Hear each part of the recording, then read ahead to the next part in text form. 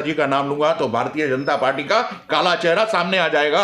ये वही भारतीय जनता पार्टी है, ये वही भारतीय जनता पार्टी है जो आज लोगों को गुमराह करके हमारे समाज लोगों को घुमा रही है। जिला अध्यक्ष थे कुमार अलानी जी, हाँ, उनके नेतृत्व में ये सब काम हुआ था और पूरे समाज के ऊपर इन लोगों ने ऑर्डर लेके आए।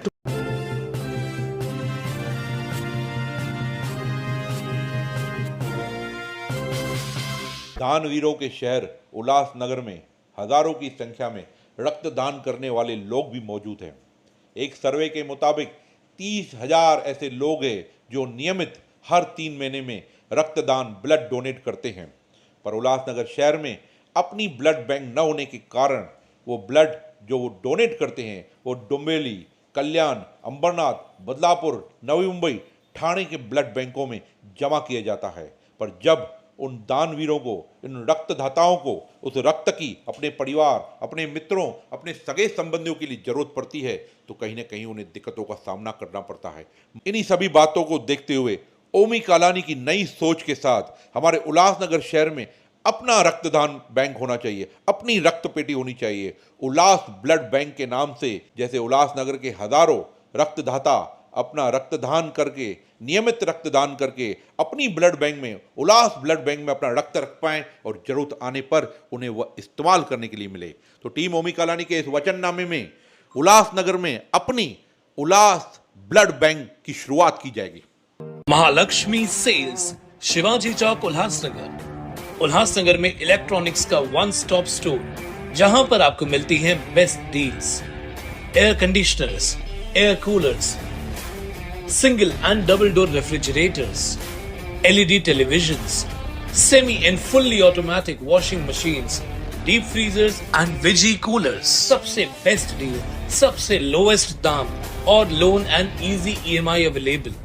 बस आइए और गर्मियों के इन दिनों में अपने घर के लिए ले जाइए बेहतरीन consumer appliances. Mahalakshmi sales, electronics market, opposite RKD college, Shivaji Chowk, Ulhasnagar 3। For sales contact us. लेते एक मुलाकात टीओके के नेता होशियार सिंह लबाना जी के साथ, और शुरुआत में ही करते हैं एक मतलब क्या बोलते हैं आपके समाज के विषय में। जो आपने आपके समाज के साथ जो गलत किया, वो गलत ऐसा था कि ओबीसी समाज में आपका समाज आता है, ठीक है, आप कहते हैं, लेकिन जितने भी आपके समाज के लोगों का जो सर्टिफिकेट रद्द हुआ, उसका मुख्य कारण होशियार सिंह लबाना। ऐसे क्यों? देखिए, आप जो आपको बताया जा रहा है, जो आपको दिखाया जा रहा है, जो आपको सुनाया जा रहा है, आप वो बात बोल रहे हैं, पर तो दिख रही है बातें, वही पूछ रहे हैं और वही जवाब से चाहते हैं। आज आप आए ना, हाँ, आज आप आए ना पूछने के लिए कि क्या बात है। सही है। तो बात ऐसा है कि मैं खुद 2002 में चुनाव लड़के ओबीसी पे जीत के आया था। हाँ। मेरे से पहले भी दर्शन सिंह जी या अदर्स भी थे जो लबाना समाज के ओबीसी पे जीत के आए। मैं कोई पहला आदमी नहीं हूँ कि ओबीसी सीट पे जीत के आया, मेरे से पहले भी जीत के आया चले। लेकिन हुआ ऐसे कि 2012 में हमारा वार्ड आरक्षित हुआ लेडीज ओबीसी की वजह। सही। उसमें मेरी माता जी खड़ी थी जी, और उनके सामने भारतीय जनता पार्टी की सुजाता रिजवानी जी खड़ी थी। जहाँ तक मुझे याद आ रहा है, सुजाता रिजवानी शायद कांग्रेस से खड़ी थी। नहीं, क्योंकि रमेश रिजवानी एक बार नगर सेवक बने थे, कांग्रेस से बने। नहीं नहीं नहीं, वो नहीं, बिल्कुल भारतीय जनता पार्टी पे मोहन गाड़ो खड़ा था। हम 2 जनों का पैनल था। ठीक। मोहन गाड़ो खड़ा था, उसके साथ में सुजाता रमेश रिजवानी खड़ी थी, और मेरे साथ में राजेश वद्रिया जी थे और मेरी माता जी थी। राजेश वद्रिया जी कांग्रेस पे खड़े थे, मैं राष्ट्रवादी कांग्रेस पार्टी पे, मेरी माता जी खड़ी थी। सही। और हम लोग वो चुनाव प्रचंड मतों से जीत के आए थे। तो इन्होंने प्रचंड मत जीत के आने में हार एक्सेप्ट न करते हुए हमारे पीछे कंप्लेनों पे कंप्लेन करने लग गए। और जब भी के यहाँ पे कोकन भवन, एसडीओ, यहाँ पे कुछ नहीं हुआ, सब बरोबर हुआ, तो इन्होंने एक त्रुटि, एक पिटीशन डाल के हाई कोर्ट में पहुंचे कि लबाना पूरा समाज ये ओबीसी में है ही नहीं, ये लोग ओबीसी है ही नहीं। ये वही भारतीय जनता पार्टी है, ये वही भारतीय जनता पार्टी है जो आज लोगों को गुमराह करके हमारे समाज लोगों को घुमा रही है कि हम भारतीय जनता पार्टी आपको के सर्टिफिकेट ओके करा के देते हैं। भारतीय जनता पार्टी क्यों गुमराह करेगी भाई? उस वक्त जिला अध्यक्ष थे कुमार अलानी जी, हाँ उनके नेतृत्व में ये सब काम हुआ था। हाँ। और यही उस वक्त प्रशांत भी वही था, ओबीसी का अध्यक्ष था, यही था। इन्होंने सब मिलके, प्रशांत कौन? प्रशांत पाटिल, हाँ जमुना दास पुरस्वानी था, इन लोगों ने सब मिलके उस वक्त जोर लगा के कोर्ट में जाके वहां पे ये बताया गया कि लबाना और लबाना में ये है। अभी ऐसा था कि आज सालों से, आज ये आप है या कोई भी, आप किसको, मेरे को होशियार सिंह लबान बुलाते हैं, होशियार सिंह लबाना बुलाते हैं। लबाना क्यों?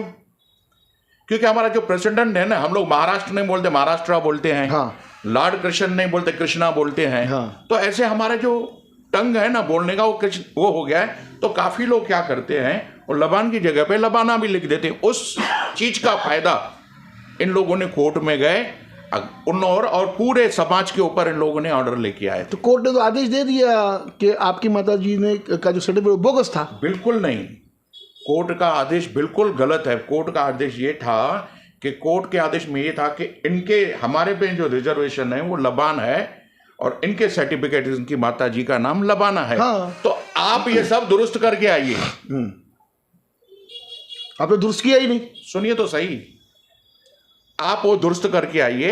और इसकी वजह से उन्होंने हमारे पे फर्जी न करार करते हुए, एक स्पेलिंग मिस्टेक करते हुए, आज भी हमारे पास वो जजमेंट है। अगर फर्जी होता तो मेरे माता जी के ऊपर सब केस, फॉर्जरी का केस भर जाता था, ये होता था, सब होता था। क्यों नहीं हुआ? डिस्क्वालीफाई तो हुई ना आपकी माता जी। डिस्क्वालीफाई के कारण फर्जी नहीं था। डिस्क्वाली का कारण यही था कि उसके जो सर्टिफिकेट में है ना, लबान की जगह पे ए ज्यादा लिखा हुआ था, और उसको हम लोगों ने दुरुस्त कराने के लिए प्रयास किए। यानी कहीं ना कहीं इसके पीछे आपको, आपके माता जी को डिस्क्वालीफाई कराने के लिए इसके अंदर भारतीय जनता पार्टी ने बिल्कुल बड़ा सीधी सी बात है ना। षड्यंत्र रचा। आपका कहना मतलब ये है? बिल्कुल 100%। और मेरे को आज ताजुब हो रहा है कि वही कुमार अलानी, वही प्रशांत, वही टीम हमारे समाज को लेके घूम रहे हैं कि चलो हम आपको ओके करा के देते हैं, ये लबान का लबाना करा के देते हैं। कमाल नहीं है? आपके सामने मैं तो एकदम मतलब सबूत के साथ बात कर रहा हूं ना। तो समाज को घूम रहा, अभी चुनाव है तो हमारे लोगों को लेके जा रहे हैं कि हमको ऐसा नहीं होने। अरे एक बाजू आप लोगों ने खुद, रिकॉर्ड है, हाई कोर्ट से तो रिकॉर्ड निकल सकते हैं ना। और आप कभी भी एक बात सुनिए, ये जब भी बात करते हैं ना, मेरे माताजी का जिक्र ही नहीं करते, ये पूजा लबाना का बात करते हैं। क्यों करते हैं? कि उनको मालूम है अगर मैं इनके माताजी का नाम लूंगा तो भारतीय जनता पार्टी का काला चेहरा सामने आ जाएगा। क्या काला चेहरा सामने आ जाएगा?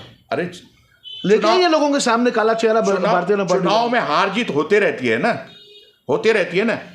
इनको भी सबको मालूम है कि हम लोग आरक्षण में आते, ओबीसी में, लेकिन हमारा समाज पहले पढ़ा लिखा नहीं था या कम था। उनका इन लोगों ने एक फायदा उठाते हुए एक जो संघर्षहीन, एक जो मेहनती समाज है, उनको जो सरकारी फायदे से वंचित करने की कोशिश की गई है। और उससे आगे मेरा और एक आरोप है, हम यहाँ शहर में, उल्लासनगर में पैच में रहते हैं।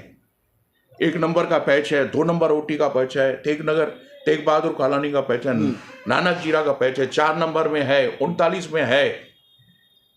तो अगर हमको ये फायदा मिल जाता है ना, तो हमारे नगर सेवक काफी चुन के आ सकते हैं। यानी कहीं ना कहीं, जैसे आपने कहा कि भारतीय जनता पार्टी अभी आपके समाज के लोगों को लेके, हाँ, इसमें आपने नाम गिनवाया कुमार अलानी का, हाँ, इसमें आपने नाम गिनवाया प्रशांत पाटिल, जमुना पुरस्वानी। यस। ये लोग लेके जा रहे हैं आपके समाज के लोगों को मंत्रियों के पास में और कह रहे हैं कि हम आपका लबाना से लबान क्लियर करा के। तो कहीं ना कहीं जो आपको आपत्ति है, ये इसी बात की लड़ाई चालू है कि आने वाले चुनाव के अंदर ये जो आपके समाज के जो वोट है वो किधर जाए, भारतीय जनता पार्टी की तरफ जाए या टीओके की तरफ जाए। ये कहीं ना कहीं ऐसे लग रहा है कि आप भी इस विषय में राजनीति करें। आप इस विषय में क्या करेंगे? बिल्कुल हो रही है ना। हमें 1961 से आरक्षण मिला हुआ है। हाँ। हम लोग ऑलरेडी विमुक्त जाति में आते हैं। सही। और ये सामाजिक आयोग में लेके जा रहे हैं कि हमको रिजर्वेशन दियो, इनको रिजर्वेशन ओबीसी में डालो। अरे जब भी हम लोग ऑलरेडी हैं तो ये काहे के लिए उनसे 60 साल के पेपर मांग रहे हैं? 1960 के पहले के पेपर लेके आओ। वो कहां से? हमको वो नहीं चाहिए। हमको सिर्फ जो हमारा है ना, हम ऑलरेडी उसमें हैं।